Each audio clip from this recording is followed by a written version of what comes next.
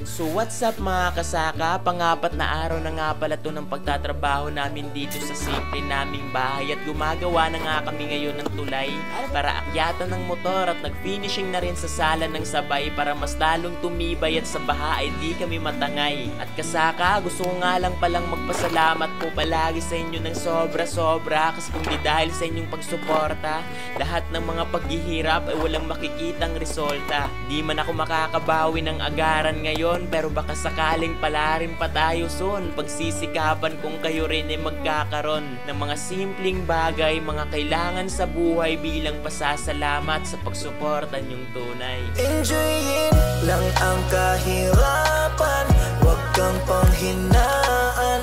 Darating at darating din tayo sa ating inaasam. Tuloy lang, Panginoon ay di tayo iiwanan. Magtiwala ka lang, di ka niya iiwanan. Basta magtiwala ka lang, di ka niya iiwanan. Basta magtiwala. Panginoon, hindi tayo iiwanan kahit na nahihirapan ay patuloy na gumapang. Ituloy mo lang kung anong nasimulan, huwag magkatubili o magalangan. Maniwala sa sarili, umabante at di baling dahan-dahan importante. Umuusad lang nang walang inaabakan. Danas na ako sa lahat, paghihirap at bigat makikita sa balat, sa kaliwat ugat kung paano kataway pinaiyak. Sa bawat pagpataka merong aral at inspirasyon na tumatak. Dahilan kung ba't patuloy akong nagsusumikap kahit sobra na ang hirap ay nakangiti pa rin umaharap sa araw-araw na pagsubok na laan niya para ako tumatag. Kaya in-enjoy ko lang, umahon man hindi, tumama man mali. Importante, problema'y hinarap, kung nakangiti lang ang kahirapan, huwag kang panghinaan. Darating at darating din tayo sa ating inaasam. Tuloy lang, Panginoon ay di tayo iiwanan.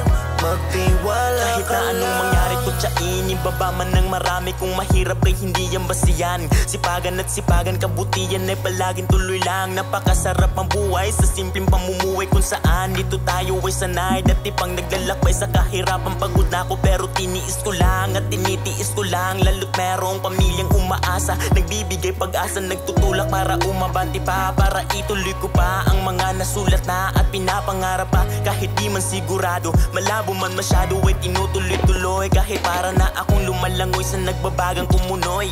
Hirap pag iwasan proseso, i-enjoyin mo lang at laging tatandaan, di ka nag-iisa, palagi siyang nandyan. Enjoyin lang ang kahirapan, huwag kang panghinaan. Darating at darating din tayo sa ating inaasam. Tuloy lang, Panginoon. So, ayun, yung mga shoutout nga pala natin ngayon is ito yung mga palaging nababasa ko yung mga komento nila dito sa Facebook page ko po ng mga videos na ina-upload. So, sila yung mga nag-comment. At sa YouTube rin po ng mga commentator, ito yung mga nag-comment doon. At yun, shoutout natin sila. Sila po to. So, ayun, shoutout nga pala kay Ma'am Lilit Madula. Shoutout kay Ma'am Virgie Kimbut Girl Vlog. Shoutout kay Ma'am Mary B. Mediavelia. Shout out kay John Lester Lopez. Shout out kay Clarence Garcia ng Pulo, Cabuyao, Laguna.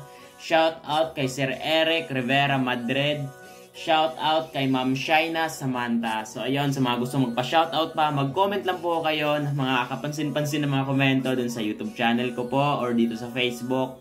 Mas maigi kung sa YouTube, sa mga official music video po kayo sa YouTube channel ko mag-comment kung magpapa-shoutout kayo, kung gusto nyo talaga magpa-shoutout para mabasa ko kaagad.